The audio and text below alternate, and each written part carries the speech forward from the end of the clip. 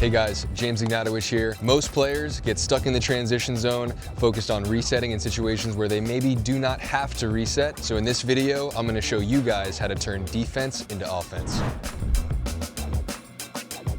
All right, so here are my 3 key tips to turn defense into offense. When you're back here and your partner is hitting the third shot, if they can hit a third shot that's low, even if it's not perfect, and even if your opponent is contacting it out of the air, if they're contacting it below the height of the net, you should be going forward and trying to cut off that next ball and be aggressive.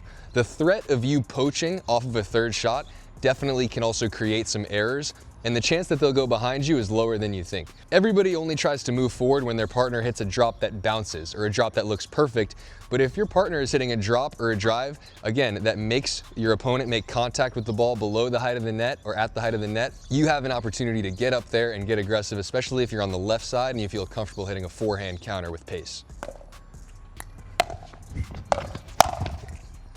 That's an example of not perfect drop, but I crashed it and I went right at the person in front of me. Another key tip for turning defense into offense is if you're resetting this ball and somebody's attacked you, you can reset it to their forehand side and then get out of the way of the next ball. So this is one that works really well at almost all levels. A lot of players, if they hit a speed up, they see somebody resets the next one and it goes to their forehand, they're gonna take a big swing at that ball. If you make them take a big swing below the height of the net on their forehand side, there's a great chance that that ball is going out. So if I'm getting attacked and I wanna reset, sometimes it's actually better for me to direct my reset to their forehand side, and then if they're leaning forward and doing this with a lot of leg engagement, just get out of the way. More often than not, that ball is gonna go out.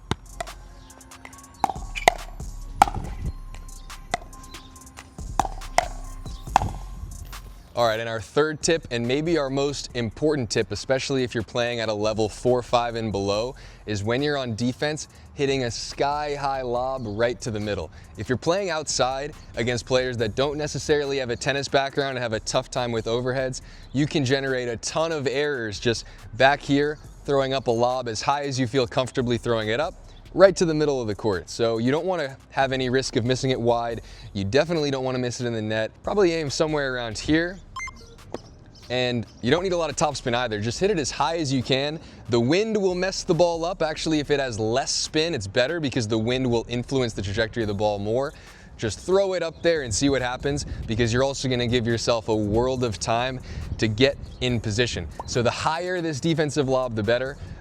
Just remember that when you're hitting a defensive lob, the higher the better, the more time you have and the more the wind will confuse your opponents.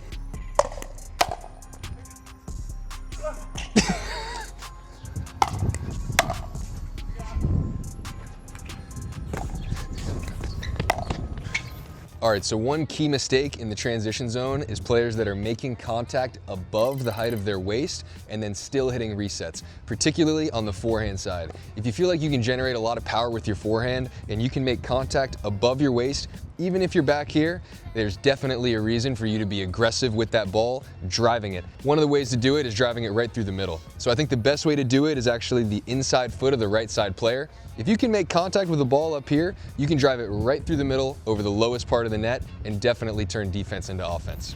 So one other common mistake with being too defensive in the transition zone is if you have a ball up here and you're always going to be slicing that ball to the middle. At some frequency, if you can make contact with the ball where you feel comfortable putting topspin on it, you can put topspin on your 5ths and your 7ths, shots in this area. You can get under the ball and impart topspin on it. You don't always have to slice these resets. One other key factor with turning defense into offense is driving your third shots at some frequency. So if somebody hits a very hard and deep return to you, I think you should be driving those third shots more often than not. If somebody hits a lower and shorter return and I'm making contact down here, I'm gonna be dropping those thirds almost every time, because if I try to drive it from down here, I can't hit it that hard and keep it in. But if they hit a hard return to me and I'm making contact back here, I think you have a reason to drive that ball. 2 things. It's tougher to hit a perfect drop from back here. It's easier to just hit a drive and then try to move forward and hit an easier 5th shot.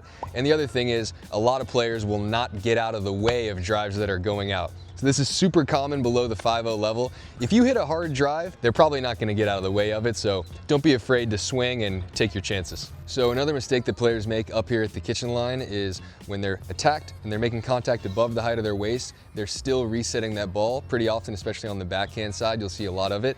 If you feel like you can get behind the ball and impart some power on the ball and contact it above the height of the net, you should be countering that ball because you can get the ball down. So what I mean by countering is swinging, hitting a volley downward. Super key thing, because if I'm playing against somebody that hits the ball harder than me, maybe they have faster hands than me, as long as I can get the ball down so that they're making contact down here by the height of their knees, I will be okay. So you're safe to do it. Just get the volley down. Don't worry about hitting it too hard. So another common mistake that players make up here at the kitchen line, when they're getting pushed around in a dinking rally and they're on their back foot, they are always slicing that ball. So if you're playing on the left side and you're going cross court with another left sider, if they push you out here, one of the advantages of being out here and sort of being on defense is you actually have more of an angle to go back cross court, and that left side player that you're cross court from is going to be jamming the middle a little bit more because that's what they're taught to do when they push you out here. So at some frequency, you should be going back hard cross court with an angle to keep them honest. Keeping the cross court player honest is a very key thing, because when you're on defense, they will be closer to the middle than the sideline.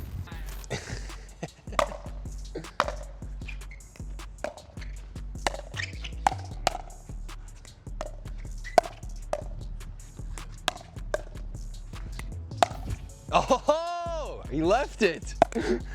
So if you can make contact with the ball above the height of your chest, even if you're in the transition zone, you should still be swinging. So a lot of players think that if they're back here in this area of the court, they're only allowed to hit resets.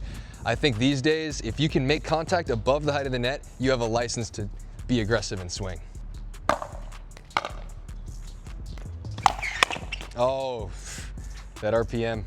So that was good. So, you know, if you're back there, if somebody hits a floaty return to you, one of the most important things with those drives is just getting them low. A lot of people will try to hit them as hard as they can, but if you can, you know, get me to make contact down here like you did, you're gonna be in a good spot.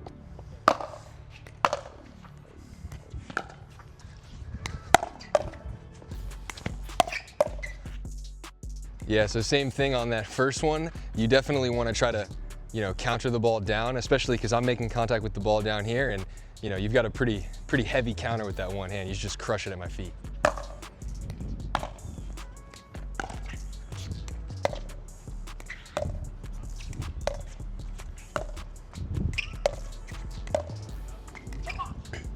Yeah, so one of the mistakes there is if somebody's pushing you off the line and they're in charge of the rally, you could put some topspin on your dink and try to go behind him.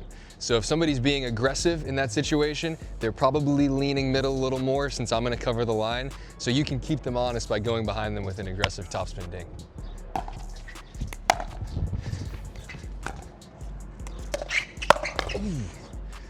See, that's good. So just because he hit a drop that maybe wasn't the most perfect drop, if you're right up there, you have license to just crush it. That's the footwork too.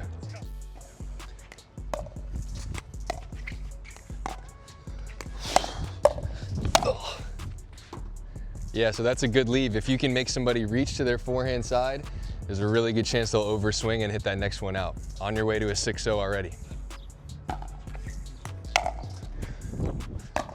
You.